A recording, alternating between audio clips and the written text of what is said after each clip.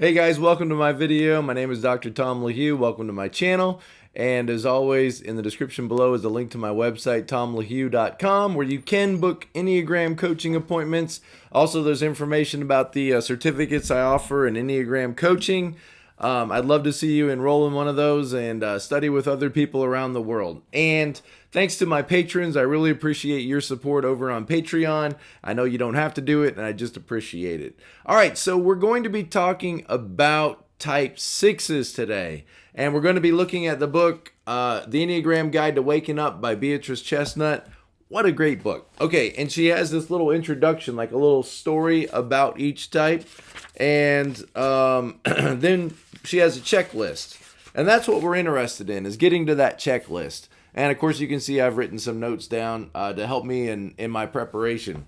So let's go through the little story, and then we'll go to the checklist. So if you are a type 6 or you have a type 6 in your life that you love and are trying to relate to, I hope this video is helpful to you to know more about yourself, know more about the people that you interact with, to see your blind spots, and maybe to overcome them a little bit, push back a little bit against that personality, and be more present to life. Okay, so type 6s. Before we even get started, I want to say, look, I love type 6s. I love all the types, but I love type 6s. My mom was a type 6, 6-wing 5. My daughter, Olivia, is a 6-wing 7. I'm a 7-wing 6. And when I read through a book on all the Enneagram types and I get to 6, I'm like, man, that is, yeah, absolutely. I'm right there. I'm with you almost 80%. And then I read 7 and I'm like, okay, yes, I'm definitely a 7. But I can really get my mind into that 6, way of thinking. And she begins by saying 6, is the path from fear to courage. And let me just start by saying, we all know that fear is the passion, or fear is the sin of the 7 or of the 6. And let me just say, the 7s, ours is gluttony. We'll get to that next video. But fear, let me just say that I have felt fear. All of us have, right? All of us have from time to time. But that anxiety that keeps you up at night, where you're just worried about, is this person upset with me, or am I going to get in trouble at work, or is this not going to work out the way I want it to? Let me just say that the little bit that I experience of fear, I'm not a 6, so it's not my deal. But the little bit of it that I do experience, it's awful. I don't like it. I don't like it at all. I don't like being worried or being anxious or being upset or having to plan through what could happen. Like I hate that feeling.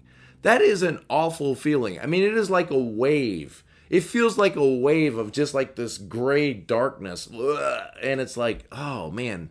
So I cannot imagine what it must be like to have, like, if what I'm reading about 6s is true, I can't imagine what it must feel like on the inside. And that's true of all the types. Like, I can't imagine living with that inner critic of a 1, and so on. But I just want to say my encouragement to you as 6s, that the little bit of 6 that I have, it's an overwhelming feeling when that fear strikes, when that anxiety strikes, that panic, that getting called down to the principal's office. As a 7, when I got called down to the principal's office, I was like, oh, he must want a prayer partner. So yeah, sure, I'll help you out. What do you want? What do you want? What can I do for you? My voice is a little bit jacked up with all the winter. It's 70 degrees down here in Daytona. So winter time. All right. Still. All right. So let's dig in, and I want to begin by saying too that I think if you're around 6s, like if you got a 6 in your life, they may not look scared at all. So it's kind of like a misnomer to think, oh, the 6 is like Piglet, always nervous, always upset, always panic. I think a lot of times, 6s can look very calm, very cool. I said they can look that way. So I think it's important to keep that in mind, that 6s aren't always going to look the proverbial way we think they're going to look. A little better. But all right, so let's talk about type 6s. Let's think through, this scenario of what it was like for 6 to come into the world. She has at the beginning of each chapter on each type, she has this little story, like a little fairy tale, like what it was like for this person to come into the world. Once upon a time, there was a person named Six. And she came into this world, or he came into this world with this capacity to be courageous. Like with this sense of like being strong, being courageous. And at some point, that became difficult to be courageous. There was also a tendency to maybe experience themselves as smaller and more fearful than they actually were. So this capacity and this desire for courage, but yet at the same time, a tendency to kind of like underappreciate your own strength, your own power, your own authority. When Six was very young, she was very happy, she was very free, and she did what she wanted to do without thinking about it too much. Didn't plan ahead, didn't have all these fears, didn't have all these concerns, didn't let all of this worry and anxiety about what could go wrong distract her away from just enjoying life. Sounds wonderful, doesn't it? Just having fun. Sounds like your 7-wing, all right? Having fun. She had a lot of friends and enjoyed learning and exploring. Sounds like a little bit of the 5 there. Took tests calmly and with confidence. Was at peace with the world, like that line to 9. As 6 grew up, though, she had some unpleasant experiences. Maybe, for example, mom forgot to pick her up from school. What am I going to do? They forgot about me. How can I know if I could trust them? They didn't pick me up. Or maybe they went to a movie and the movie had a lot of scary images in it, had a lot of frightening images in it. Or they went fishing, and while they went fishing, they heard coyotes and wolves howling in the woods. And then they had to walk back from the lake to the truck by themselves because Dad had already gone before them. And they walked through the woods and they heard noises. There were noises in the woods. And those left an indelible impression on you of this world is a dangerous place. There's a lot of bad things that could happen. And I saw what happened to those people in that movie. The monster got them at the end. And that could happen to me. And so these experiences early on in life kind of opened your eyes that this world is not all that we might think it is. This world could be a very dangerous and frightening and scary place. I think it's important to say right there, it can be. It really can be. You're not the crazy one, okay? You're not crazy for thinking the world can be a scary place because it can be. And there's a lot of things out there to be afraid of. Okay, so let's not question that. Let's just go ahead and accept that there are murderers, there are thieves, there are fires, there are tornadoes, hurricanes, tsunamis, earthquakes, there are stock market crashes, there is terrorism, there is all of these terrible things out there. Let me say it from a Christian worldview. We don't live in the Garden of Eden. We do not live in the Garden of Eden. So there's a lot of things that are broken out there in this world, and you are right. I'm not going to question that. You are legitimate in saying that the world is a frightening place or can be a frightening place, and there are threats everywhere.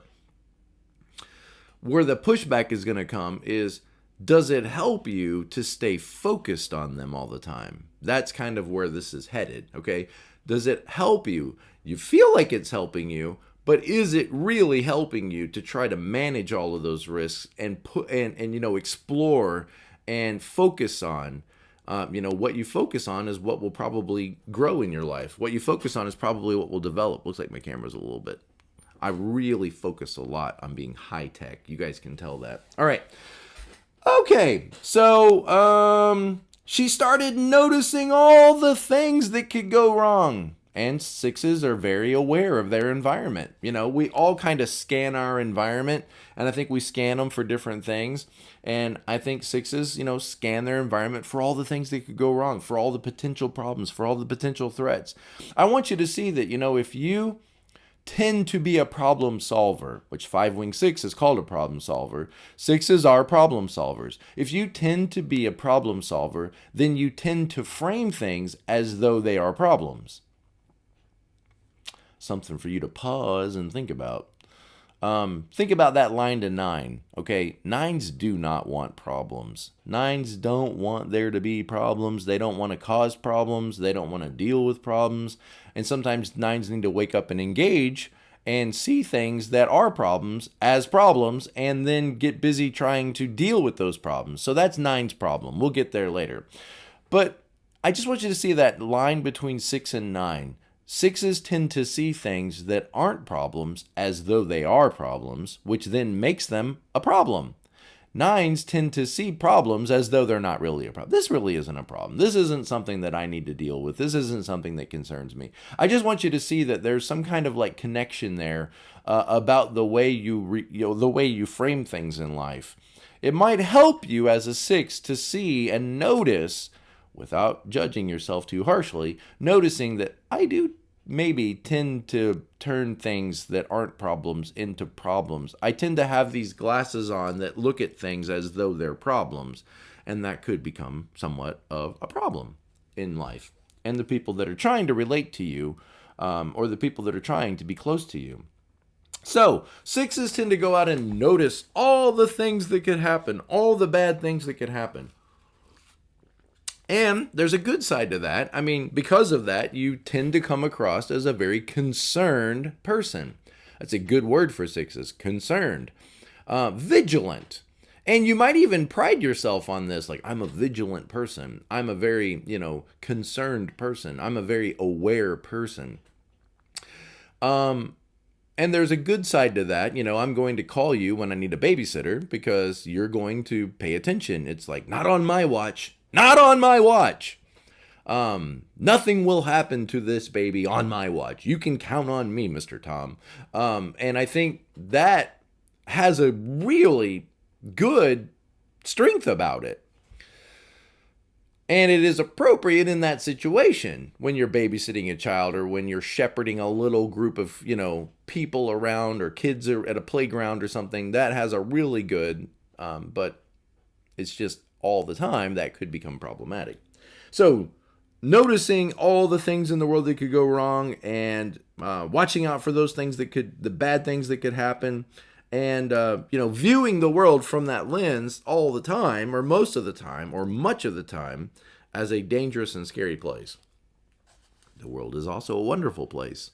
Notice you got that 7 wing right next to you, right? And it's kind of like 6 and 7 are in a little bit of an argument. 6 is like, this is a dangerous place out there in the world. You need to be prepared. You need to be ready for whatever might come. 7 is right next to you saying, this world is a wonderful place. Oh my goodness, it's like Candyland out there. Give me more and more and more. Let's get out and experience all of it. Why are you focused on the negative? Focus on the positive. Why are you focused on what could go wrong? Focus on what's awesome.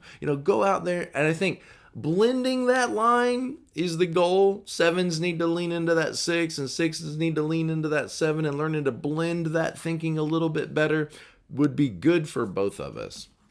Okay, so one day 6 got very anxious about her performance on a test, and she got worried and imagined, what if I got every answer wrong?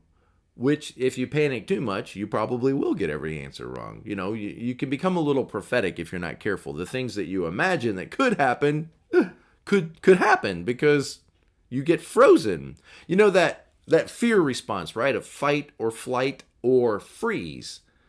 It might be helpful for you to realize, you probably already know, but realize which one of those do you tend to be like? Do you tend to fight, like get angry? And like, no, I'm not going to push this. So you kind of like a counterphobic, like looked like an 8.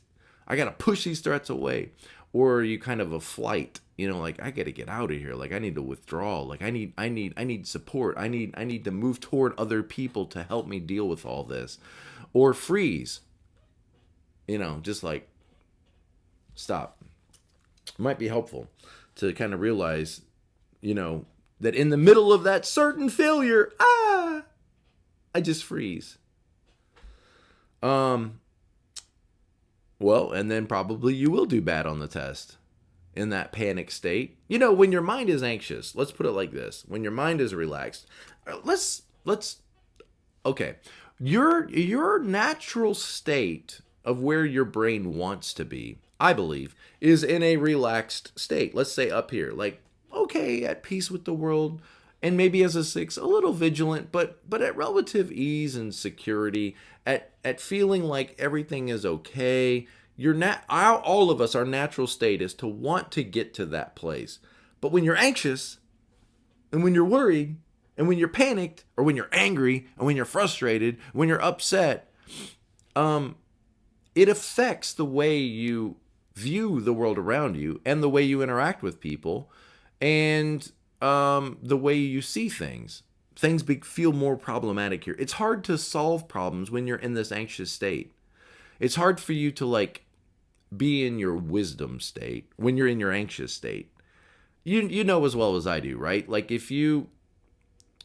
when you've really been able to solve problems, it tends to be when things are more mellow, calm, and okay. Like, you're walking along next to the lake with holding the hand of your wife or your husband, and you're saying, what do you think we should do about mom? Should we put her in the home? Should we bring her home with us? What should we do with the kids? Should we put them in private school, or should we homeschool, or maybe what do you think we should do? You can solve all kinds of problems when you're in this more relaxed state of thinking.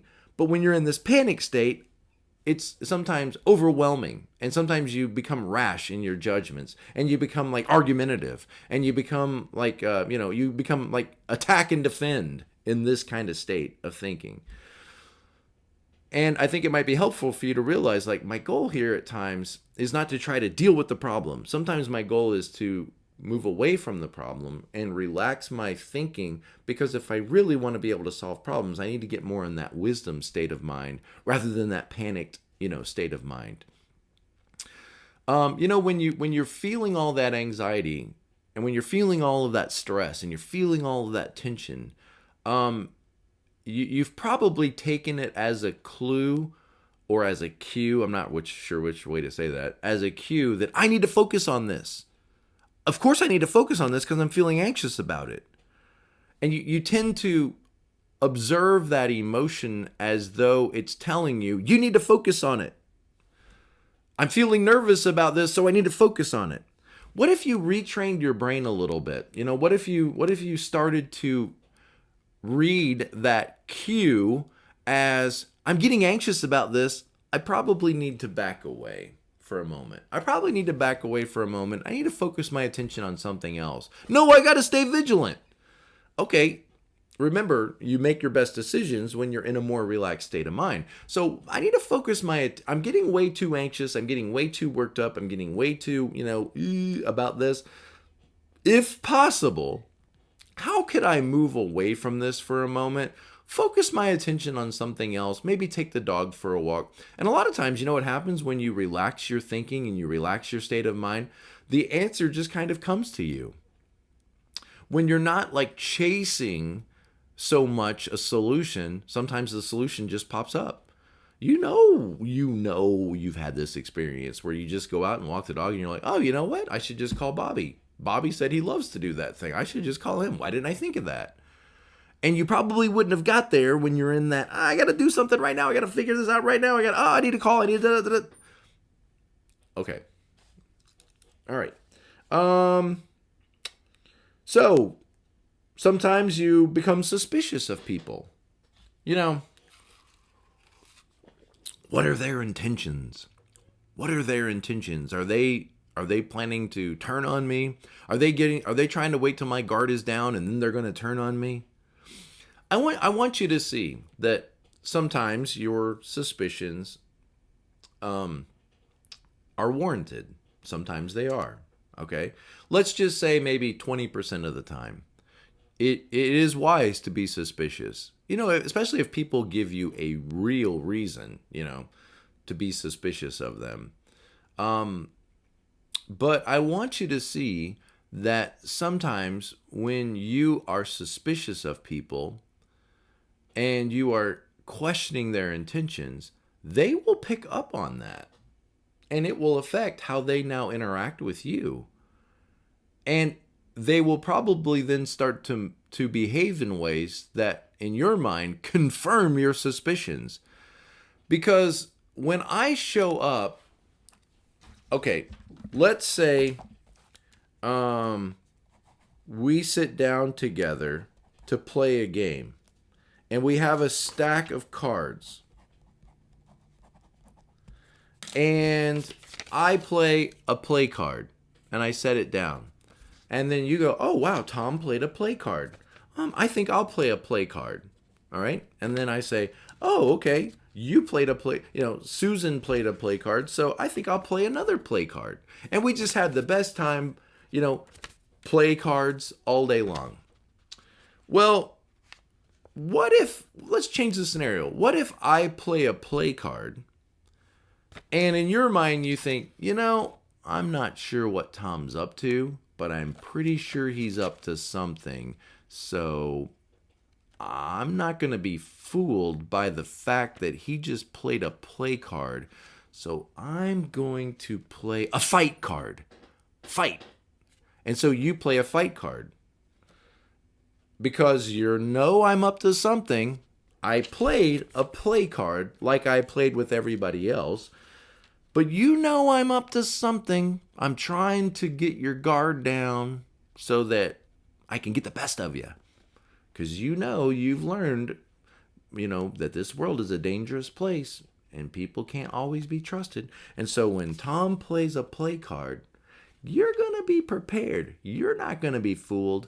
So you play a fight card. Now, so Susan plays the fight card because Tom's not going to get the best of her. So now Tom is a little bit confused, like, what just happened here? Hold on a second. I played a play card and you played a fight card? Huh. Wait a minute. Let me try to play another play card and show you that I'm really just trying to get along with you. Which only further confirms Susan's suspicions. He played another play card. He's really committed to this tactic to try to fool me. He's not going to get the best of me. He's played a second play card because he wants me to lower my defenses and trust him, but I'm too smart for him. I'm going to play another fight card.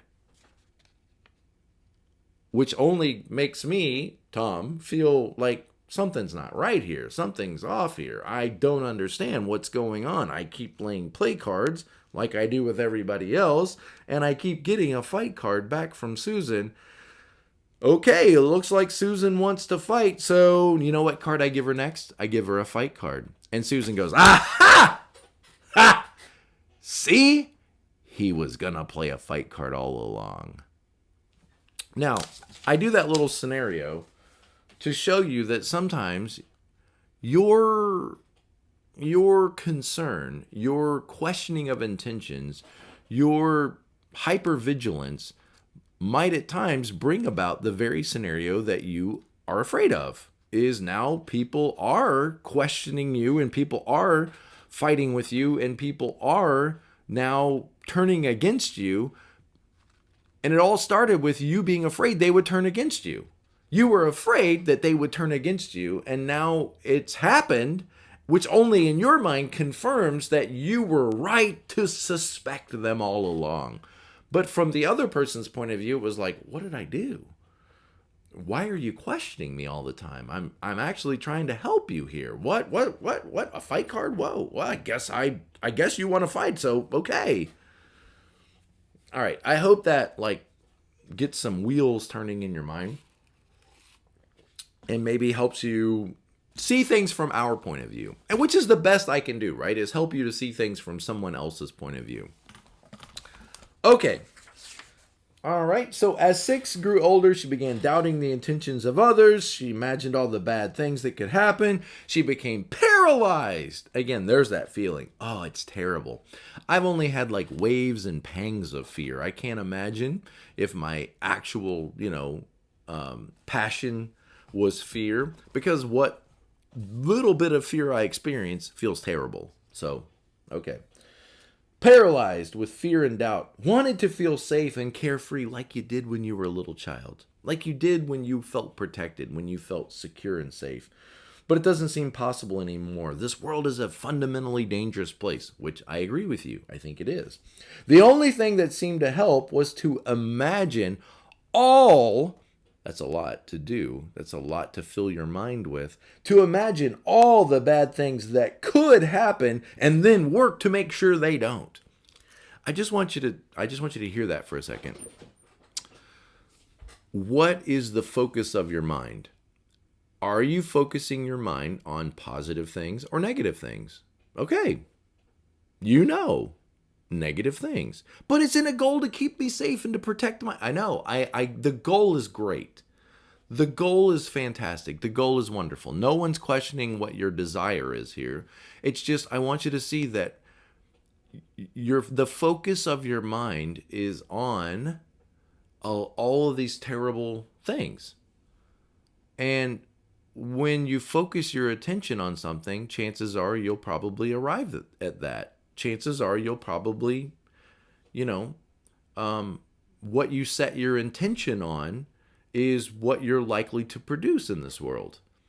If you desire to lose weight, let's just say it that way. If you decided, I am going to focus all of my attention, I'm going to think 80% of the day, every day, about how I can get into shape and lose weight. If you could move your brain there, there's a good chance that your body will eventually catch up to where your vision is. All right, so the vision comes first. And if you tend to envision something wonderful, there's a good chance that it's much more likely for it to actually take place in reality, because your intention is already moving in that direction. So if your intention and your vision is on all the negative, all the terrible, all the awful things that could happen, then is it any surprise when much of those things actually come true?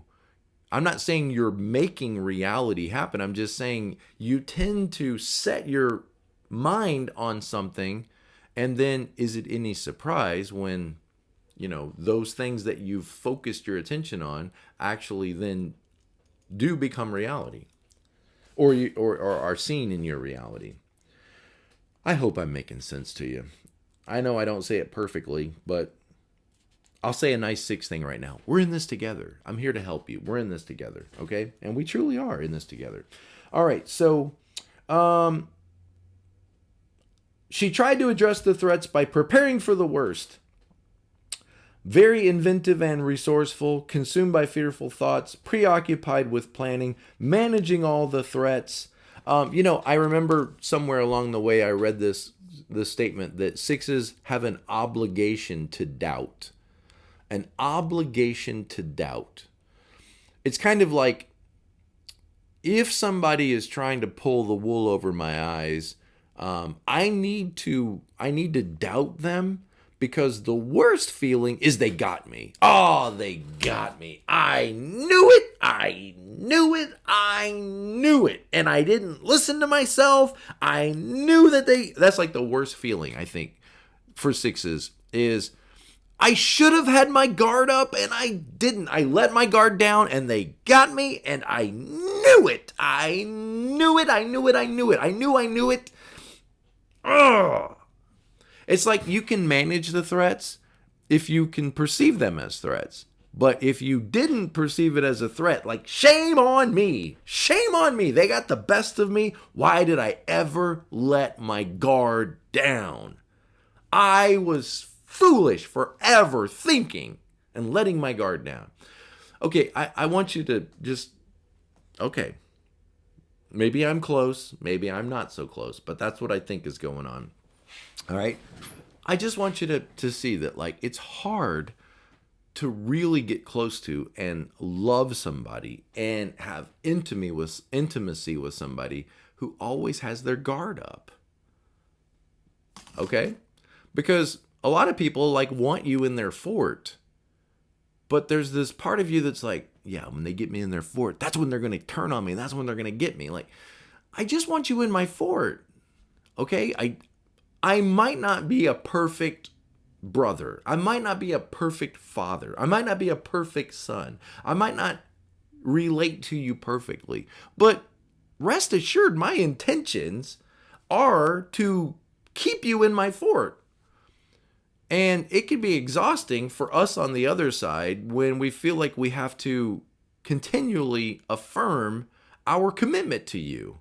It's hard to love somebody who tends to always be guarded against us. Just saying, we're trying to love you, okay? We're trying to love you so much. Make it easier for us. Yeah, but then they got me and I should have known it. I should have known it. Why did I ever? Okay. Safety first. Um, well, okay. She could imagine the fearful things, and they're everywhere. The wolves are out there in the woods everywhere. Ah! And I think if you're trying to help a 6, probably the worst thing you can do is just tell them, "Oh, I wouldn't worry about it. I think it's going to be fine. I don't know what you're so worried about." Because then that 6 is going to be like, "Oh, okay, you are of no help to me. So goodbye. I don't need you in my life. You can't even realize that, we could all get fired here." I think if you want to help a 6, come alongside them. Don't tell them that, "Oh, it's probably nothing. It's probably fine. It's probably going to work out. I wouldn't worry about it too much." That's, what other types would say to a 6. I think probably the best thing is to validate their concerns because they're legitimate. It's just, do I need to focus on them all the time? No, I don't need to focus on them all the time. And focusing on them can actually bring them about. But we're not going to say all that yet. I think I would just be more like, yeah, you're right. That really could turn out that way. Wow, I hadn't thought about that. And listen to their fears. Listen to their concerns. If you want to connect with a 6, listen to their concerns. Listen to the concerns. Don't minimize the concerns. "Oh, I wouldn't worry about that. I think it's probably fine. I don't think you're making a big mountain out of a molehill." That's not going to help the 6. In their mind, there are wolves in those woods. Okay, it doesn't help to say, I wouldn't worry about wolves. Wolves are, not that big a deal." No, wolves can kill you. They really can. Are they going to attack us? No, because why? Because I have a revolver. I've got a torch, so I'm going to be fine. I've never been attacked by a wolf before, and I don't think it's going to happen right now. But in the mind of that 6, like, those threats are real, and they are real. So I think listening to the 6, openly hearing their concerns and validating those concerns, like, you're right, wolves are terrifying. And if they ever got you, they would tear us to pieces. You're absolutely right. I think you're going to connect, if your goal is to connect with, validate those concerns. Help the 6 talk through the solutions. And I think the 6 is a problem solver. They will solve their own problem. They're probably smarter than I am, okay? And they've practiced all their life, like all the things that could happen. So I think you don't have to solve their problem for them. You just have to say, yeah, you're probably right. That could happen. What do you think we would do if something like that happened? Well, and then let them keep going. And what are you doing? You're walking them out of the woods into the meadow. It doesn't help them to stand in the meadow and say, "Hey, I'm out here in the meadow. Everything's great out here. It's sunny. I don't hear any wolves. You should come out here. It's so much better over here. Why would you want to be in the dark woods with all the wolves?" It doesn't help to just yell at them from your perspective. You have to enter into their perspective, try to see things the way they see it, and then help them just kind of gradually realize, self-talk themselves out of the woods and into a better place. I think that might be a little bit, Also, 6s may want to really feel like you're on their team. 6s are very team-oriented people, And I've seen this a lot, like in coaching couples and coaching people, is 6s sometimes, they might say it in a lot of different ways, but what they're really saying is, I don't feel like this other person's on my team. And I think any way you can try to affirm to them, look, I'm for you, I am 100% on your team, I just don't necessarily see things in the form of teams. I tend to see the value in both sides, and I'm not trying to be antagonistic against you. I just don't necessarily think in terms of being on teams, but I am 100% on your team. And I think join the 6's team first and then try to show them the way you see the world. Okay, it's very important, I think, that they feel like you're on their team. And again, there's always that 10% of them wondering if you're going to stab me in the back. It's your own teammates that you need to worry about the most. I remember having an interview with a football player, a professional football player, and he was a 6. And he was just talking about, in his mind, he envisioned playing pro football like it was going to be, I'll finally be on this team and we'll all have each other's backs and we'll all And he found it was exactly the opposite. Your biggest threats are your own teammates. There's 5 people hoping that you get hurt so that they will be able to take your position on the field. And it was devastating to him, because he was hoping, I'm finally going to be on this pro team, and we're all going to fight for each other, and we're going to be this. And he realized, it's not that way at all. So I think everything you can do to try to help this 6 realize, like, I'm on your team, I'm for you, and I'm not going to try to minimize your concerns. I'm going to try to help you talk through your concerns and give you a place. And I know we throw this word safe place around a lot, but I want to give you a safe place where we can, I'm going to listen to your concerns without like condemning them, without harshly criticizing them, without laughing at them. I'm just going to say, yeah, you're right. If that happened, that would be terrible. I mean, if I got fired, that would be an awful feeling. You're right. If I lost my job, if I died of cancer, I mean, all these things, yeah, you're right. Those things would be terrible if those things happened. Do you think it's likely? And then just move in a little bit with like some soft challenges, Okay. Manage all the threats. Can't stop imagining all the things, the shifty looking eyes of the people around you, the hidden agendas, the ulterior motives, the bad intentions. They're up to something. And again, you play the fight card. What do you expect people are going to play back? You love your boss, you love your job, but you play fight cards in staff meetings with your boss. Standing up for Marty because Marty won't speak up for himself. So I've got to stand up for the underdog, and you play a fight card to your boss. What do you think your boss is going to start playing toward you? Fight cards. And then, I knew it. Okay. So 6 had become a zombie, an intensely cautious, hardworking, and security-minded zombie, but a zombie just the same. Now, here's the checklist, okay? Here's the checklist. You might be a 6. You might be a 6. All right. If you've, I'm doing it like that. Stop. Okay. Center yourself, Tom. All right. You focus much of your attention on risks, dangers, or threats. You allow about 20% of the actual risks in life to occupy 80% of your thoughts. In other words, your mind is over-focused on everything that could go wrong, on what did they mean by that, on I don't know about this, what do you guys think about this? 80% of your focus of your attention is on negative. I don't mean negative like nasty, dirty, rotten. I just mean negative like negative thinking, like negative patterns. You need to observe that about yourself. Like, how much time do I really focus on the positive? How different would my life be if I could start my day intentionally focusing on the positive and saying, I'm thankful for, and list 3 things. Or, here's 3 things that I think are going to go right today. Or here's 3 things that I'm going to try to bring about today that are going to be great. I'm looking forward to. Here's 3 things I'm looking forward to. So on that commute to work, instead of, oh gosh, this could go wrong. Oh wow, I don't know that I'm going to be able to do this. Oh wow, I bet Marty's going to. Okay, instead of going down that negative path, what if you started with, this is going to be great. And this is going to be great because when I get up to do my presentation, I'm going to kill it. Now, inside, you might be doubting all of that. But, that self-talk, like, I'm going to do great because I've studied and I've prepared and I got a cat out the back of the window. Can you hear it? Meow.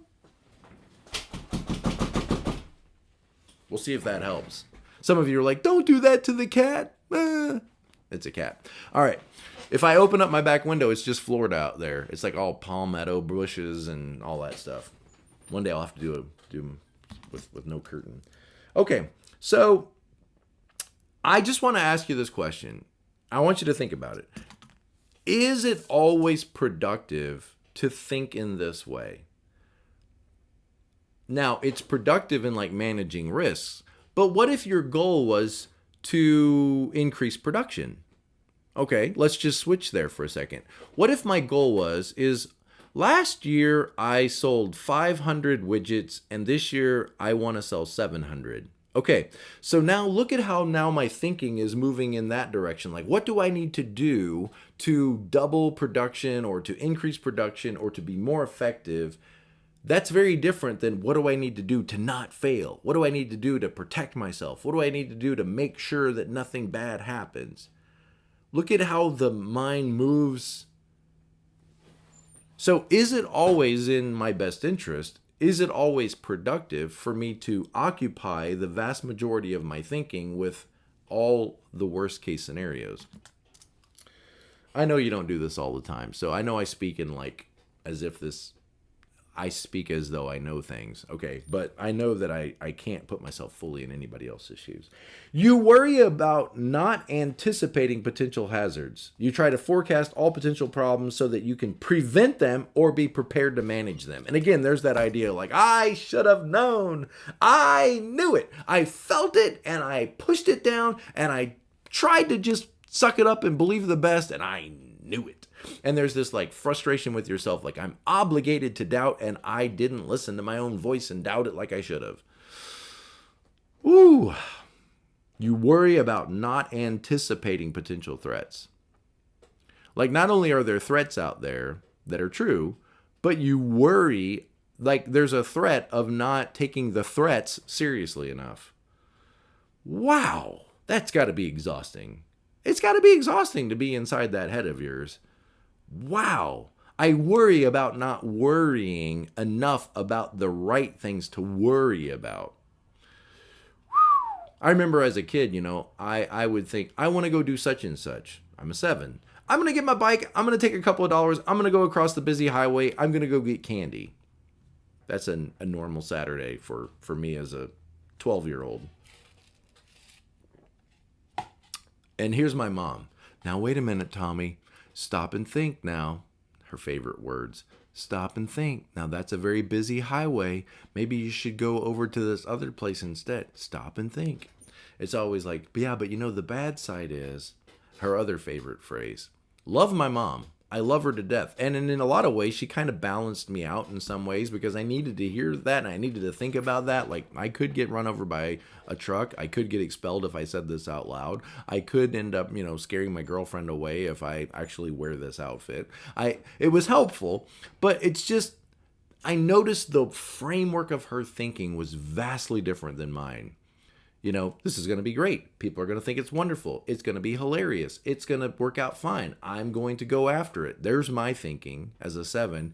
Stop and think, Tom. Now the bad side is, but you know what the real problem here is? And it's like, that was exhausting.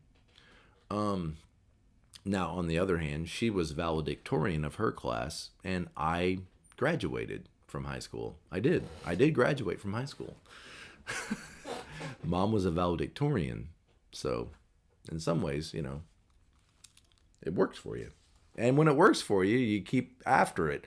And it does work for you much of the time, but it could be working against you, sometimes as well.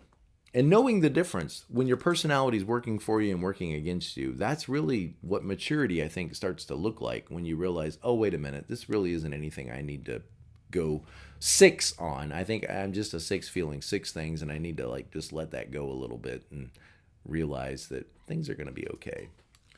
And if they're not, I'm not going to, hit the panic button or the freeze button or the fight button just yet. You automatically question what is said and say the opposite instead. And she's got a funny little note in her book here that says, was your first reaction to argue against that statement? 5s can be a little bit like this too, and so can 8s. You automatically question what is said and say the opposite.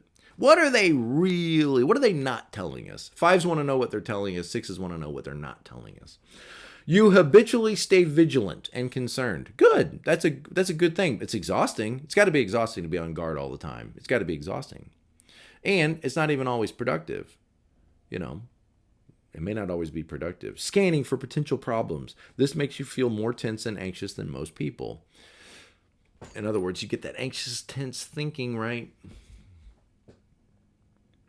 Remember, your line to integration is 9. Peace. A good book for you, by the way, a wonderful book for you would be Don't Sweat the Small Stuff. Okay? This is a book written by a 9. This is the 9 worldview to the world. If that 9 could sit at the top of the Enneagram and look down at 6 and say, "Oh, 6, oh, you're doing everything all wrong. Let me help you. Read my book." This would be the book. Okay? So I think if you're a 9, you're going to read this and you're going to be like, yes, yes, yes, yes, it's so obvious. If you're a 6, you're going to read this and you would say, oh, that's never going to work. You can't live this way. This is not a real way to live. No, they'll get you if you live like this. I think if you read this, you'll realize I don't think that way. I don't think this way at all. But I wish I could. I really do wish I could think more like this. Look at the title, Don't Sweat the Small Stuff. Oh, whatever's going on here, it's not really a problem. It's going to be fine. Very 9, okay? And remember, when you're doing well, you look like this. Okay. All right. Stay vigilant, more tense. You have a difficult time trusting others, and sometimes even trusting yourself. Now, okay, we could talk for an hour about that, but let me just say from our point of view, who aren't 6s, this gets frustrating for us, okay? I'm just saying. It gets frustrating for the rest of us. Your inability or your difficulty in trusting us causes us to not trust you. Can you see how that works? In a circle? A loop? Okay? Because you have a hard time trusting me, you project that. It leaks out of you. The way you interact with me shows me that you're not trusting me, which then causes me to really wonder if I can trust you. And now the loop, is closed. And so I just want you to see from our perspective. You say, what do I do to fix it? Well, that's not such an easy answer. But let's just keep moving with this information and another video another time. Okay. You try to increase your sense of certainty by questioning what's happening. Now, there's a way in which that makes sense. I want to increase my certainty by asking as many questions as I can. Okay. And probably when you hear that, you're like, yes, of course. Why wouldn't anybody do that? But I want you to see the absurdity of that as well. I'll be more certain if I constantly ask everything I can ask and question it continuously. Okay, I just want you to see that it makes sense on the one hand, but then on the other hand, it makes no sense. The only way I could be certain about something is to continually question it.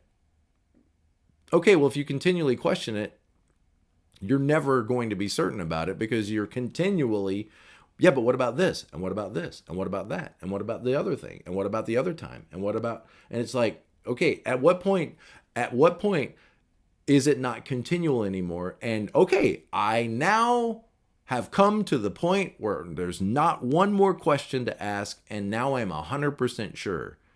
Do you ever get there? Because my experience is sometimes with 6s is the more questions they ask, the more unsure they become. So you get to the end of 3 hours of research only to be more confused now than you were when you started. Should I get a vaccine? Which is a hot topic right now. So what do? You go on Google, you go on DuckDuckGo, you go watch YouTube videos, you go look at ABC News, you go to Fox News, you go to whatever underground news sites, you go listen to podcasts, and you listen to 40 hours of presentations on is the vaccine safe, and now I'm more confused than I ever was. So I don't know that you're going to get to the assurance you want always by continually asking questions. All right. You try to control. There's an interesting thought. What are you wanting here? Control? When you're in a world that seems scary, then certainly you would want to try to have some control. Okay, so you want to control what actually does happening by imagining what might happen before you take action. So you imagine all the things that could happen. which could cause you to become more afraid. I want you to see that. Like, if you imagine the worst case scenarios, you could become more frightened than you were when you started. So how does it help you to become even more frightened? And I'm sure in your head it makes sense. I just want you to push back a little bit and see things from somebody who's not a 6, who would challenge this way of thinking, that it's not always working for your best interest. So I'm worried about, is this bridge going to hold me up? So let me imagine all of the things that could happen to me, and that's going to make me feel safer. That's going to make me, or when it does break, then as I'm falling into the river, I knew it. There'll be that at least that sense of relief that I wasn't caught, with my eyes closed. I knew it was going to happen. And so at least I have that. If I die and fall and drowned and splat on the ground, at least I knew it. I'll yell as I fell, all the way to the rocks below. I told you. I knew it. Okay. You believe that unless you mentally elaborate worst case scenarios, you won't feel adequately prepared for them. Now, okay, so that's why I think it can help if you're with a 6 to let them kind of talk out those scenarios and sort of get to the end of it without rushing them so much, listening to their concerns. Again, it can be exhausting for you, but listening to their concerns and letting them kind of get to the end of it to where they at least can now take action, or at least until they feel secure enough that they can take action. And then the last one is, when something bad actually does happen, you tend to feel calm and competent and suddenly courageous. And that's like the punchline. Like, are you kidding me? Are you kidding me? Let me read that again. When something bad actually does happen, look who's the most prepared for it. Look who's ready for it. Look who's not panicking. I want you to see how crazy and ironic that is. It's like 9s, back to 9s. 9s are so afraid that if they say the wrong thing and upset somebody, that person will leave them and then they'll be all by themselves separated. And yet, when somebody does leave a 9, who tends to be the most okay with going on with life? A 9. They're like, yeah, it didn't work out. I miss them, but whatever. And it's like the 9 just like is the most okay in like moving on in life if somebody actually does leave them. Yet it's their biggest fear is that if they were to speak up and know themselves and make themselves known, people would leave them. Okay, look at the 6. Your biggest fear is that something bad would happen to you. And when it does happen to you, you're the calmest person on the planet. You're the most okay to like deal with it. You're like, you go into like this EMT mode of like, all right, well, let's handle this. Here's what we need to do. Blah, blah, blah, blah, blah. And it's like, wait a minute, are you kidding me? Why are you so afraid of something you're so prepared to handle? Answer me this. Riddle me this. Why are you spending so much of your energy focused on what could go wrong when it actually does go wrong, you're okay in handling it? If you're going to be, why don't you just realize, like, you know what, when things go wrong, I tend to handle it pretty okay. So I don't know that I need to spend a whole lot more time worried about what could go wrong, because if it actually did go wrong, I'd be fine. I've seen myself under pressure before, and I always come through. And look how, with just that simple thought, like you start to move toward 9. Like, I guess I can have peace about things. Yeah, why not? Well, what if they did get you? You know yourself. You will expand yourself to manage whatever challenge comes against you. You've proven yourself to be able to do this. So, can you start to trust yourself? Wow, what a great study. What a great study. I enjoyed this study, and I hope you have too. And I hope it helps you be a little bit more aware of your tendencies and push back on those a little bit. Recognize that sometimes the personality gets in control of you and it isn't always working for you, and help you to be more present to life as it is around you. Because, let me just, from a 7's perspective, Yeah, there is a lot of things out there in the world that are not so great, but most of it is wonderful. Most days are sunny. Some days are rainy. Some days are bitter cold, but most days are sunny. You have 3 days of rain and you have 15 days of sun. What are you going to focus your attention on? I can't go outside because it might rain. It rained once before and it might rain again. You're missing the sunlight. Come on out into the sunlight. All of us are out here in the sunlight, and we'd love for you to join us in life. All right. See you next time. Take care, guys.